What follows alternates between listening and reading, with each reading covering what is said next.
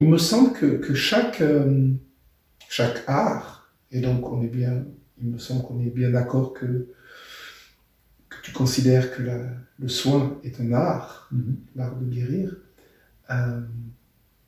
demande à certains moments ouais, je ne me dérange pas de dire ça, une discipline, dans le sens d'un exercice, d'une pratique. Voilà, et peut-être est-ce que tu peux dire quelques mots de ta relation personnelle. Là, tu nous as parlé de comment ça agit, mais est-ce qu'il y a quelque chose où, à certains moments, tu...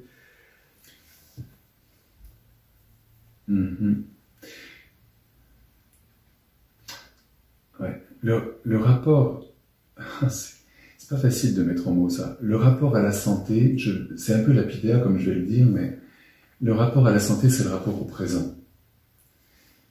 C'est que la santé, en fait, on peut bien l'espérer, mais c'est pas en l'espérant qu'elle advient. C'est maintenant qu'elle est ou qu'elle n'est pas. Les processus de santé sont des processus de présence et d'attention. Alors, quand on a dit ça, on n'a pas dit grand-chose, mais c'est-à-dire que, en fait, oui, je vais dans le sens de ce que tu dis. Il y a un exercice, il y a une hygiène, une pratique. Il y a une pratique de présence. Et cette pratique de présence, elle dépasse absolument tout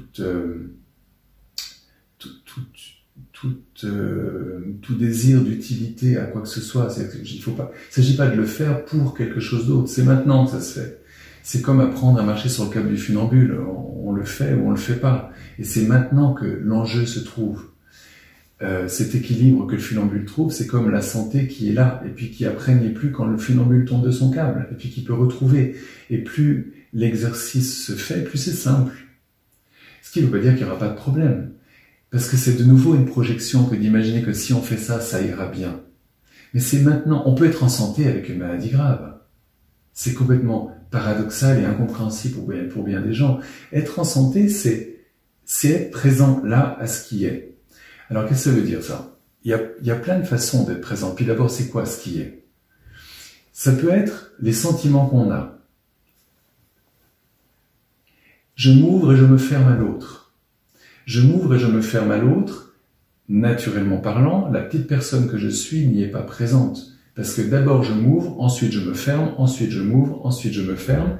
C'est-à-dire que la réalité même de cet espace qui s'ouvre et qui se ferme n'est vue que parcellairement, chronologiquement, focus après focus. Puis on aime bien quand c'est ouvert et que c'est sympathique, puis on n'aime pas quand c'est antipathique, donc on repousse la moitié de cette réalité, donc repoussant en fait toute la réalité du sentiment qu'on voudrait contrôler. On n'est pas présent au sentiment quand on repousse une partie qu'on n'aime pas, et puis voilà.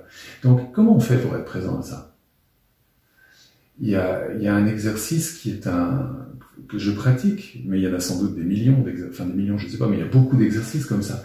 C'est un exercice qui intègre deux parties. C'est-à-dire que, mettons que j'aime une personne. Oui, j'aime une personne, puis il y a mes enfants, il y a des amis, il y a toi, mon cher ami. Forcément que si j'ai un sentiment dit positif, d'ouverture et de sympathie vis-à-vis de quelqu'un, il y a forcément des moments où c'est moins fort, voire c'est inversé. Il y a forcément des moments où peu importe la quantité, mais il y a forcément un moment où on n'aime pas. Ça serait bizarre qu'il n'y ait pas. C'est pas possible qu'il n'y ait pas. La nature même de l'espace intérieur, c'est de s'ouvrir et de se fermer. Si la porte est tout le temps fermée, c'est plus une porte, c'est un mur. Si elle est tout le temps ouverte, c'est plus une porte, c'est un trou. Et les sentiments, c'est pareil. Donc il y a forcément les deux. Et si j'aime quelqu'un, il y a des aspects que j'aime pas. Et si je reste avec j'aime cette personne un instant, et je regarde comment je le vis ça, sans le juger, sans y réfléchir, juste vivre ça, j'aime. Et puis j'aime pas, la même hein, évidemment, il faut pas changer la personne sinon ça. J'aime pas. Alors peut-être que c'est un petit moment, mais c'est pas important. Comment c'est quand je suis dans ce petit moment-là tout petit, voire énorme, on sait pas. Hein. Et ça fait autrement. Et puis c'est pas mieux ou moins bien que l'autre, c'est juste autre. Simplement... Mais rien que ça, tu dis c'est pas mieux ou moins bien, c'est juste autre.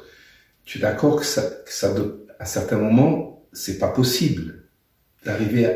Oui. La personne que je suis dira que c'est pas possible. Voilà. Oui, mais c'est important de... Parce que des fois, tu vas un peu court comme ça et tu dis, voilà, mais je suis quand même encore bien dans ma personne. Évidemment, on va le juger parce qu'on n'aime pas. On n'aime pas ne pas aimer, par exemple. C'est ça. Ou alors on aime bien ne pas aimer quelqu'un, peu importe. Et c'est ça. Ça, c'est la personne que je suis qui, justement, n'est pas présente. Qui, lorsqu'elle est avec la pluie, elle voudrait le beau temps. Et puis, quand il fait trop beau, elle aimerait bien qu'il y ait la pluie pour qu'il y ait de l'eau dans le jardin, et puis, etc. Donc, elle n'est pas présente, la personne que je suis. Elle ne peut pas y être. Elle n'y est jamais, en fait, au présent, la personne que je suis. Mais ce qui, en moi, peut expérimenter un côté et l'autre, sans les mettre en balance et les juger, ça n'est pas ma personne, c'est je suis. Et je suis en train d'expérimenter un côté, en train d'expérimenter l'autre côté, à les mettre sur le même niveau. Exactement comme si j'avais entendu un do très fort et un tout petit mi, c'est quand même sur le même niveau, ça fait quand même un intervalle. Et cet intervalle-là est présence à la vie intérieure et à la relation. C'est stable, c'est de la stabilité. Et cet exercice-là, on peut le faire mais tous les jours. Avec ses enfants, par exemple, qui peuvent nous énerver correctement, mais qu'on aime normalement. Enfin, s'ils nous énervent, on peut bien les aimer aussi.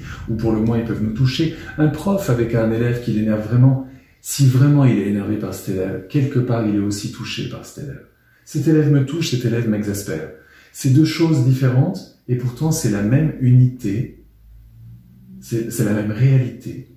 C'est la réalité d'un espace intérieur qui s'ouvre et qui se ferme. Comment j'arrive à vivre les deux côtés en même temps?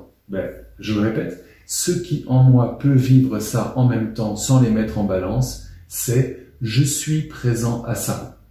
Et c'est stable. Ça, c'est un exercice possible. Puis un autre exercice qui touche à ce que tu racontais, qui est en fait dans les perceptions maintenant. On n'est pas présent à nos perceptions la plupart du temps. La personne que je suis n'y est jamais au présent. C'est toujours j'ai entendu ça, ah puis j'entends ça, ça je l'ai oublié. Ah puis tiens, ça me dérange, j'aimerais bien que ça disparaisse, et puis il y a ça, puis il y a ça. On est en train de sauter en permanence d'une impression sensorielle à l'autre. Mettons dans l'ouïe, l'audition, j'entends, mais je vois, c'est pareil, je vois ça, ah ouais, puis tiens, ça c'est bien aussi. Comment je fais pour entendre tout ça en même temps? Alors que, en pratique, physiquement, c'est pas toujours en même temps. C'est-à-dire que je peux très bien rester là, tranquille, écouter ce qui se passe dans la rue, par la fenêtre, là, et puis entendre qu'il y a une voiture qui passe, elle est passée, la voiture. Mais n'empêche qu'elle est passée. Et elle reste là, je suis attentif au fait qu'elle soit passée. Puis il y a l'horloge qui fait tic-tac, là-bas. Et puis il y a quelqu'un qui a parlé dans le couloir. Mais il ne parlait plus, n'empêche qu'il a parlé dans le couloir. Etc. Et tout ça, je reste attentif à tout ce qui est audible. C'est-à-dire que je ramène maintenant tout ça. Plutôt que de circuler tout le temps à vouloir autre chose, je reste présent à tout ça ensemble. Là, ce qui se passe, c'est que on est très attentif, on n'est pas en train de lâcher prise à rien du tout. C'est hyper attentif à tout ça ensemble. Il y a un espace énorme qui s'ouvre. Il y a une profondeur qui s'ouvre, un champ de profondeur. L'univers devient profond et dedans, ça devient profond en même temps. C'est comme écouter un orchestre. J'entends la ligne des, mettons, je sais pas moi, le pupitre des contrebasses et des violoncelles, et en même temps, j'écoute les altos. Et en même temps, j'écoute les violons. Mais déjà deux, en fait, il y a quelque chose qui s'ouvre. J'ai fait ça très longtemps avec les Beatles. J'écoutais la basse de McCartney et en même temps la guitare de Harrison. Juste les deux, en même temps. C'est la présence aux perceptions. On peut le faire pareil avec la vue. On peut balayer tranquillement, pas d'une façon floue, très correctement, regarder 2-3 choses, mais les regarder attentivement. Tiens, là, il y a une pierre sur l'étagère. Voilà, je sais qu'elle est là. Et je continue, et je la garde. Et je continue, là, il y a un lit d'examen, mais il y a toujours la pierre, là, puis il y a un lit d'examen, puis il y a une petite statue, il y a toujours la pierre, là, etc. De garder tout ça ensemble. C'est un autre type d'exercice. Puis un troisième exercice, c'est une présence à l'obstacle. Une présence à ce qui me dérange. Une présence à ce qui me contraint. Une présence à ce qui m'empêche de tourner en rond. à ce qui fait que ça va pas comme je voudrais. Ça, ben, là aussi on n'est pas présent. Parce que quand c'est pas comme je voudrais, j'aimerais bien que ça soit pas là. Donc je suis déjà projeté dans le fait que c'est plus là. Être présent à l'obstacle, c'est pas noter qu'il y a un obstacle, c'est être présent. Si je note qu'il y a un obstacle et que déjà je me projette dans le fait qu'il faudrait que je le dépasse, je suis pas présent à l'obstacle. Je suis présent à moi projeté dans un résultat à ce moment-là. Donc présent à l'obstacle, c'est quoi? C'est être présent de nouveau à au moins un intervalle. Et c'est l'intervalle de toute puissance et d'impuissance. C'est à la fois devant l'obstacle, c'est tu vas voir ce que tu vas voir, et en même temps, c'est j'y arriverai pas. Et bien, si on arrive à vivre cette puissance et en même temps cette impuissance, par exemple cette dame qui me racontait qu'elle a un procès et puis qu'elle est déterminée et puis en même temps elle a peur, et bien ces deux côtés-là, ensemble, on vit de nouveau un intervalle et c'est de nouveau ce qui en moi est apte à vivre les deux ensemble, c'est-à-dire à les laisser résonner ensemble, après les avoir bien vécus séparément pour bien distinguer, alors préparer cet intervalle et se mettre dedans. Ça, c'est de la présence. Et cette présence, elle s'appelle détermination, vaillance, pas à pas, courage. Le courage est au présent. Et enfin, il y a un quatrième exercice qui est une attention non plus par rapport au monde intérieur qui s'ouvre et qui se ferme, au monde extérieur que je perçois, à l'obstacle qui pourrait me contraindre jusqu'à la mort, en fait, mais à la vie maintenant. Comment je suis présent à la vie? C'est-à-dire la vie dans tous ses cycles. Je parlais tout à l'heure du beau temps et puis de la pluie, enfin, c'est ça, la pluie et le beau temps. Ces cycles qui se donnent, les saisons, mais en fait, tout ce que l'on accumule comme analogie. C'est-à-dire que j'ai vécu déjà 3 fois ça. De toute façon, avec lui, c'est toujours la même chose. Ça, c'est de la non-présence à la vie. Jamais 203, cette expression française, c'est de la non-présence à la vie. Mais c'est notre personne qui dit ça. Notre personne ne peut pas être au présent. Quand il y a quelque chose qui se passe, elle va le mettre en rapport avec autre chose, qui sera dans une certaine analogie. Elle va en déduire différentes choses. En tout cas, elle va les voir pareilles. Si on est présent à une chose, c'est jamais pareil. Il n'y a jamais 2 secondes qui se ressemblent. C'est pas possible. Plus exactement, elles se ressemblent, mais elles ne sont pas de même nature. Derrière la ressemblance, il y a une unicité permanente de tout. Alors, être présent à la vie, ce serait donc pouvoir être présent aux moments qui ne vont pas et puis aux moments qui me vont bien en même temps. Ça pourrait être... mais ça pourrait être, en fait, être au début ou à la fin du cycle en même temps. C'est ce jour est mon premier jour. Comment ça me fait quand je me dis, tiens, c'est le premier jour de ma vie? J'ai fait ça plusieurs journées où je vivais toujours de nouveau cette évidence, c'est le premier jour de ma vie. Et puis d'autres journées où ceci est le dernier jour de ma vie.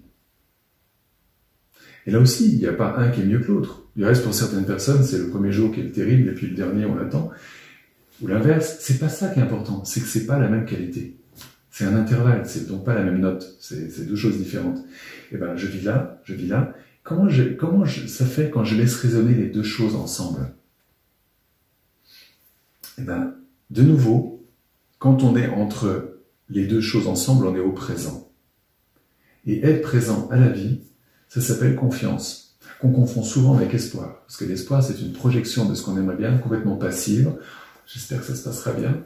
Mais la confiance, c'est maintenant, en fait, c'est en ordre. Ce qui se passe est en ordre. Et évidemment que quand on est présent, il y a tout à la fois la confiance, le courage, la profondeur et la stabilité. La confiance toute seule, on serait complètement béat et tout est en ordre. Voilà. Mais il y a la confiance et puis il y a en même temps le courage d'aller faire quelque chose. On a un projet, mais on ne se projette pas avec.